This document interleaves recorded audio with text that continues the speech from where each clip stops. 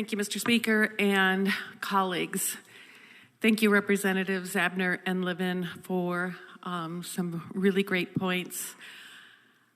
I, too, have a mentor who I just happened to run into. She's in her 90s, but I ran into her this weekend and had the opportunity to sit down and talk to her a little bit about passing gender-balanced boards and commissions in 1987. It was truly a pleasure, and I always learn so much when I talk to former Senator Johnny Hammond. But just last week, we here honored Iowa superstar, Caitlin Clark, for outstanding performance in an NCAA Division I athlete whose on-the-court performance have earned her adulation in every corner of this nation. We are proud of Caitlin Clark and other women athletes and coaches, and it is an honor to recognize them for their successes. If not for government mandates, such as Title IX, opportunities like those afforded today to women athletes would not exist. Title IX mandates that government spending in education must be equitable. Women's programs must be treated equally to men's programs. The transition from a predominantly male-dominated education and athletic system was not easy.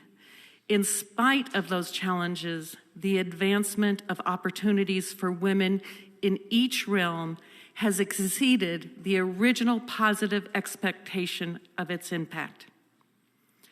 Over 50 years since the passage of Title IX, we all recognize how important equality in education and athletics is to women. For years, women have toiled and received little for their efforts in athletics.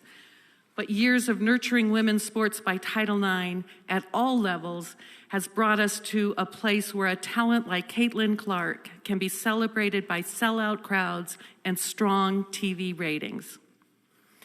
In 1987, the argument against these mandates was that the most qualified individual should serve on the boards.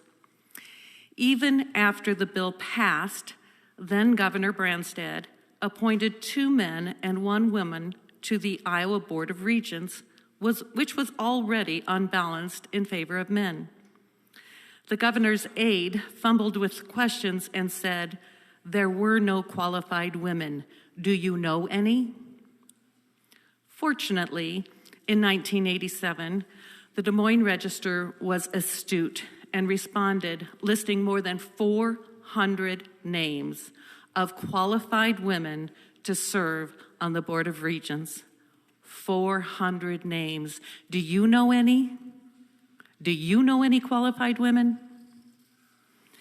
Since those editorials ran in the Des Moines Register, Iowa's governors have been more careful to make gender-balanced appointments to state boards, even though there are opportunities for them to not. The 90 days.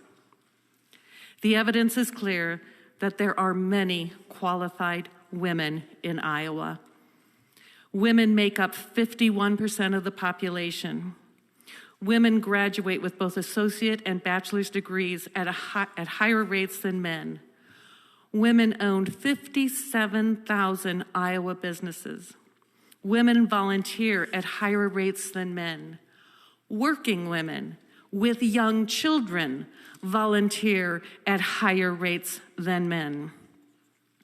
According to research, serving on boards is a stepping stone to running for elected office. Even as women have made advancements in many areas, 2 of the slowest areas of growth are in the home and political representation. Women still take most of the responsibility of childcare and homemaking. Women, more than men, need to be asked to serve in elected and appointed political office. To attain equality, those who have the power must share it. However, those who have the power struggle to give it up. Without mandating gender-balanced boards, we do not make progress in creating them. I hope none of us would think of overturning Title IX is a good idea. Without making progress toward this goal, we lack the special insights, experiences, and perspectives that qualified women can bring to these boards.